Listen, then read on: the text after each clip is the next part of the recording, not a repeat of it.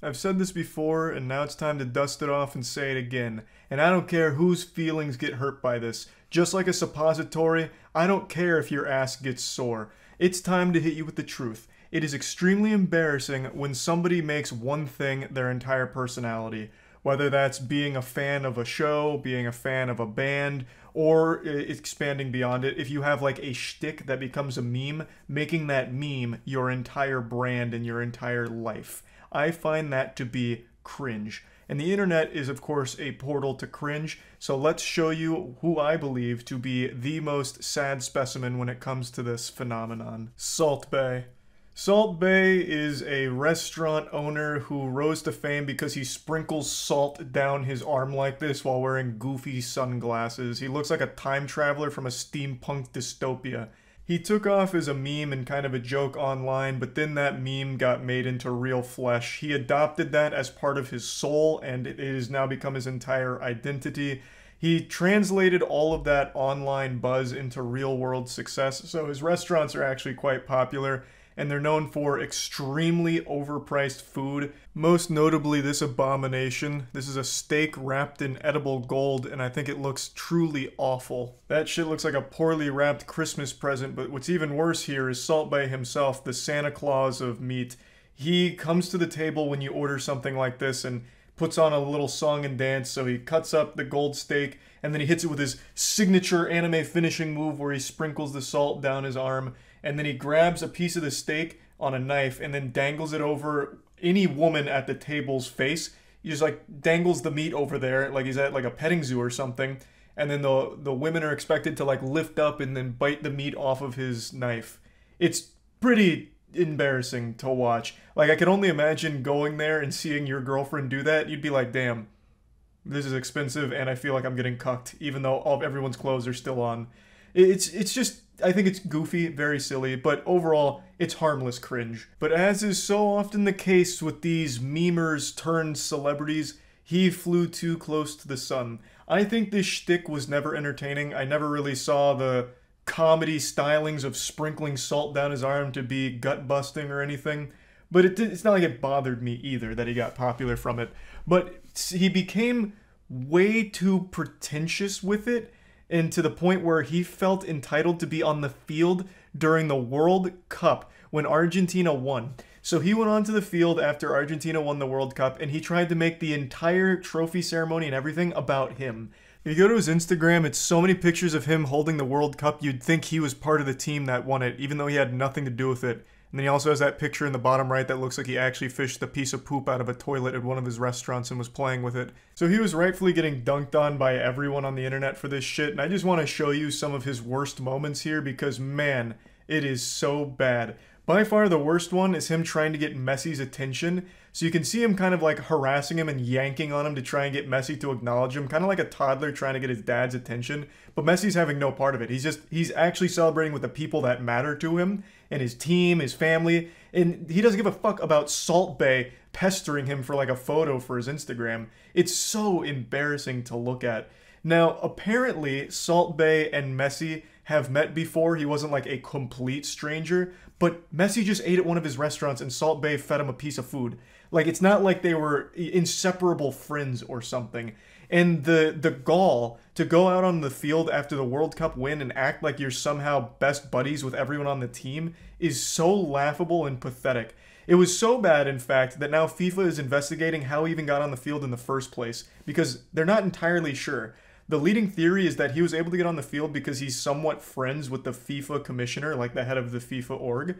So that's the leading theory, but even that's not 100% certain from what I've read. But yeah, let's take a peek at some of those videos he filmed because, man, they're classics.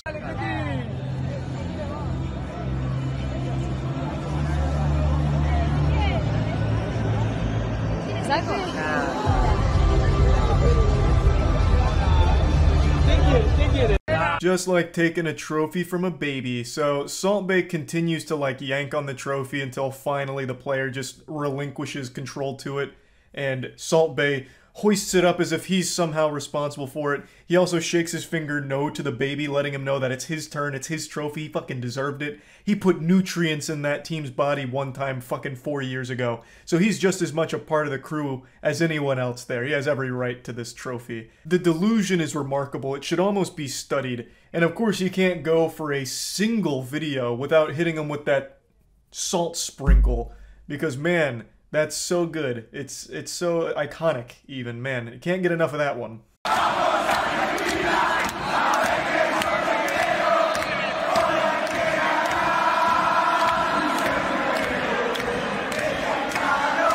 Man, that guy's face really tells the whole story. That discomfort. Faking a smile, but his eyes are just beyond annoyed.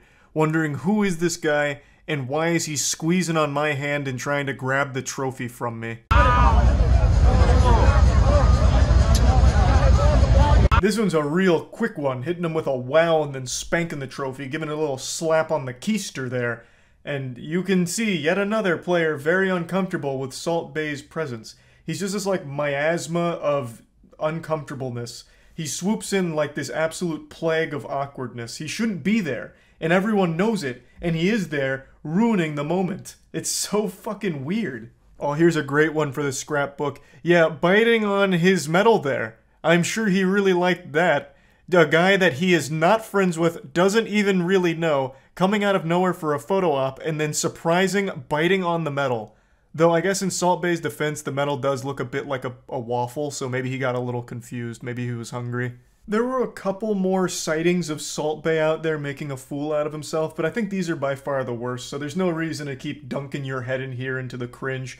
I just wanted to make it very clear that this is some absolute clown behavior. I never think it's a good idea to try and make one thing your entire identity. Whether it's a meme, whether it's you just being a fan of something, I always think that that's always just going to be a path to cringe. Just imagine getting a huge ego because you sprinkle salt down your arm on overpriced steak. This isn't the only case of this happening though, by the way, and I've talked about one other before that I'll briefly mention here since it's related. You might remember during E3 a couple of years ago when Keanu Reeves made a surprise appearance, there was that "you're breathtaking" moment that, you know, captured the world and tugged on everyone's heartstrings. Well, the audience member who shouted out, "No, you're breathtaking," which became a huge, you know, online deal, the guy who shouted that tried to make an entire career just off of that one line, that one moment, trying to capture that lightning in a bottle over and over again.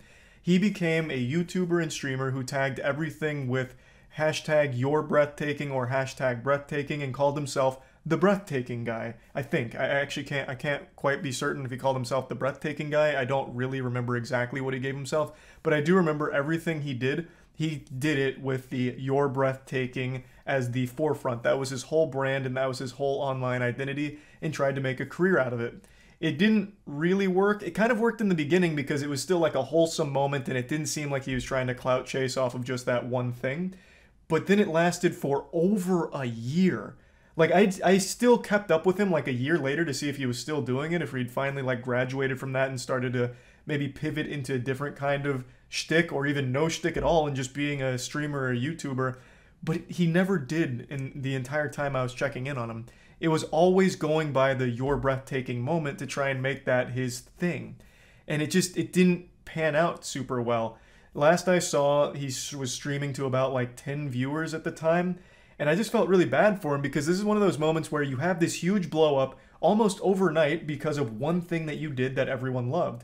So you want to keep doing that because everyone loved it, but then you wear it out. It overstays its welcome. And then eventually you end up in a position like Salt Bae, where it's just kind of washed up, it's run its course, and now you just look silly for continuing to embrace it and continuing to try and sell that. So I just wanted to bring this up because I think Salt Bae is a bit of a loser, especially for this World Cup shit. That's about it. See ya.